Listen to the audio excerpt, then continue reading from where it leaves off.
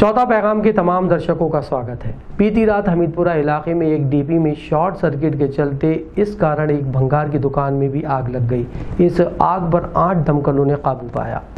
बीती रात को 2 बजे बुरहानपुर के हमीदपुरा क्षेत्र में विद्युत पोल पर लगे ट्रांसफार्मर में शॉर्ट सर्किट से अचानक आग की लपटें निकलने लगी, जिसके बाद ट्रांसफार्मर के पास बने कबाड़ का एक बहुत बड़ा गोडाउन जिसमें प्लास्टिक और अन्य रद्दी सामान था, इस सामान ने आग पकड़ ली और जलकर खाक हो गया। मोहल्ले वालों ने इसकी सूचना विद्युत विभाग को दी। मंडल के कर्मचारियों ने कोई सही जवाब नहीं दिया, जिसके बाद आग ने उग्र रूप ले लिया और देखते ही देखते आग की लपटें आसमान को छूने लगी। क्षेत्र के युवाओं ने रात भर जाकर आग पर काबू पाने का प्रयास किया। दमकल को फोन किया गया। दमकल वाहन मौके पर पहुंचा और लगभग 8 दमकल वाहनों ने आग पर काबू पाया। आग की लपटों का अंदाजा इस बात से लगाया जा सकता है कि सुबह 9 बजे तक धुआं निकलता रहा और अंदर सब कुछ जलता रहा। बाजू में बने कारखानों में भी काफी नुकसान हुआ। आसपास जो वाहन खड़े थे वो भी जलकर खाक हो गए। कई लोगों के मीटर जल गए। लगभग 12 से 13 लाख रुपए का नुकसान होना बताया गया है। गोडाउन जिसमें भंगार रखा था उसका मालिक अकरम बताया गया है और जिसके रूम को नुकसान पहुंचा है सलीम अंसारी नाम का बताया गया है। आग की लपटें इतनी तेज थी कि आस पड़ोस के रास्ते में जो भी आया उसको जलाकर खाक कर दिया। गनीमत यह रही कि लोगों के घर दूर थे, वरना इससे भी बड़ा हादसा हो सकता था। लोगों ने अपनी आप बीती में बताई। रात में 10 बजे फेस गया।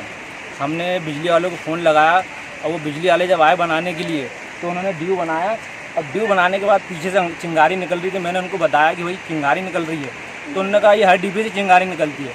और तकरीबन 12:30-1 बजे रात में वही चिंगारी से ये इतना बड़ा हादसा हुआ।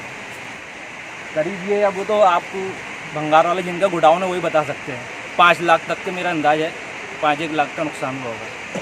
शाहपुर थाना क्षेत्र अंतर्गत महाराष्ट्र से मध्य प्रदेश में चोर रास्ते के जरिए आ रही 2 बसों को पुलिस ने जब्त कर धारा 188 के अंतर्गत कार्रवाई की। बुरहानपुर के नाचनखेड़ा के पास महाराष्ट्र से मध्य प्रदेश के बुरहानपुर में चोर रास्ते से प्रवेश कर रही 2 बसों को शाहपुर थाना पुलिस ने जब्त किया। मुखबिर की सूचना के बाद शाहपुर पुलिस ने नाचनखेड़ा पातोंडी फाटे के पास पहुंची और महाराष्ट्र से यात्रियों को लेकर आ रही 2 बसों के यात्रियों को रोककर पूछताछ की। बस ड्राइवरों के पास किसी तरह की ना तो RT-PCR रिपोर्ट है और ना ही परमिशन है। दोनों बसों को जब्त कर थाने में खड़ा कर दिया है। कार्रवाई के दौरान SI हेमंत सिंह चौहान और सभी शाहपुर पुलिस टीम ने कार्रवाई को अंजाम दिया। उल्लंघन करने पर दोनों बसों के संचालकों पर धारा 188 के तहत शाहपुर पुलिस ने कार्रवाई की है।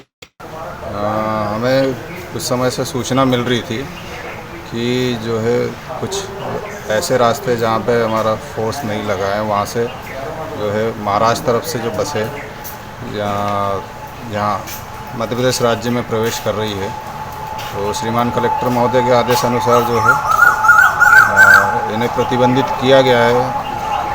जो इसका उल्लंघन करने पे धारा 188 IPC के तहत इनके ऊपर कार्रवाई की गई है, जिसमें 2 बसें जब्त की गई है और इसमें जो है 2 आरोपियों को इनके विरुद्ध कार्रवाई की गई है। पहले उतर के चले प्रवासियों को जो है वहाँ से उतर के वापस भिजवा दिया गया था। शहर का अति व्यस्त मार्ग शनिवारा रोड सोमवार को जाम लगने के कारण 1 घंटे तक राहगीरों और वाहन चालकों के लिए परेशानी का सबब बना रहा। शहर की गलियां कभी कभी यातायात व्यवस्था के लिए सरदर्द बन जाती हैं। इसका सबसे ज्यादा खामियाजा शनिवारा पहुंच मार्ग पर पहुंचने वाले यात्रियों को भुगतना पड़ा। दरअसल शनिवारा पहुंच मार्ग पर कई बैंक, कई ऑफिस, केला ग्रुप और दुकानें संचालित है, इसलिए यहां पर पार्किंग की सबसे ज्यादा परेशानी देखने को मिलती है। सोमवार को तो हद हो गई जब अचानक जाम लग गया। जाम इतना लंबा कि बैठने वाले लोगों के सर चकरा गए। शनिवारा गेट से यातायात थाने तक जाम की स्थिति बनी रही। वाहन चालक रेंगते हुए नजर आए। इसमें कई वाहन चालक आपसी में टकरा भी गए। जाम की स्थिति का अंदाजा आप खुद देखकर लगा लीजिए कि पांव रखने को जगह नहीं। कई वाहन फंसे हैं। करीब 1 घंटे तक ये जाम की स्थिति बनी रही। कतार में लोग फंसे रहे। कुछ सरकारी वाहन भी नजर आए। पीछे से सायरन बजाते हुए CSP का वाहन भी पहुंचा, लेकिन वो भी मजबूर नजर आए। दरअसल शनिवारा मार्ग है। इस मार्ग के आसपास की गलियों से वाहन घुस आते हैं, जिस कारण जाम की स्थिति बनती है। सोमवार को भी यही हुआ और लोग घंटों जाम में फंसे रहे। ताप्ती मिल के मजदूरों ने 2 माह से वेतन नहीं मिलने से परेशान होकर एक ज्ञापन कपड़ा मंत्री के नाम का अपर कलेक्टर को सौंपा। सोमवार को ताप्ती मिल श्रमिक कर्मचारी अपनी वेतन की मांग को लेकर बुरहानपुर संयुक्त कलेक्टर कार्यालय पहुंचे। यहां उन्होंने अपर कलेक्टर शैलेंद्र सिंह को कपड़ा मंत्री स्मृति ईरानी के नाम एक ज्ञापन सौंपा। National textile corporation limited Bharat सरकार उपक्रम इकाई बुरहानपुर ताप्ती मिल के श्रमिकों और कर्मचारियों का कहना है कि उन्होंने हर समय मिल को हर परिस्थिति में चलाया, लेकिन आज श्रमिकों की हालत खस्ता हो चली है। विगत 2 माह से वेतन नहीं दिया गया है। मिल के बड़े अधिकारियों को हर माह वेतन मिलता है, लेकिन छोटे कर्मचारी तंगदस्ती में जिंदगी जीने को मजबूर हैं। उनकी ओर कोई ध्यान नहीं दिया जा रहा है। अध्यक्ष रफीकुल मोहम्मद और आशीष शुक्ला के नेतृत्व में श्रमिक कर्मचारियों ने ज्ञापन सौंपकर जल्द से जल्द वेतन की मांग की है।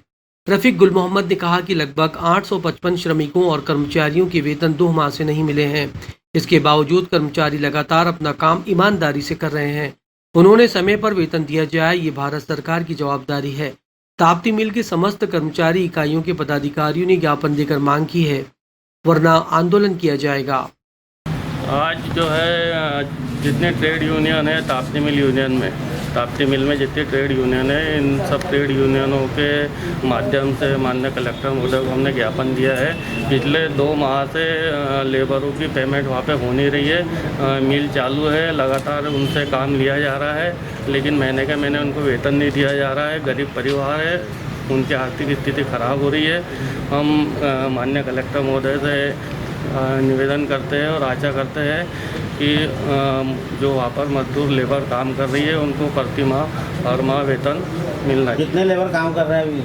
850 के करीब सभी का वेतन रुका काम हुआ कर रही है, सभी का वेतन रुका। तो इससे कुछ काम प्रभावित हो रहा है लेबर? नहीं, काम तो लेबर रेगुलर कर रही है, इसमें काम कोई प्रभावित नहीं हो रहा है, लेकिन मजदूरों को उनके वेतन नहीं मिलता। ये अगर रेगुलर वेतन नहीं मिलता है तो हम जितने भी ट्रेड यूनियन है सब मिलकर आंदोलनात्मक कार्रवाई करेंगे।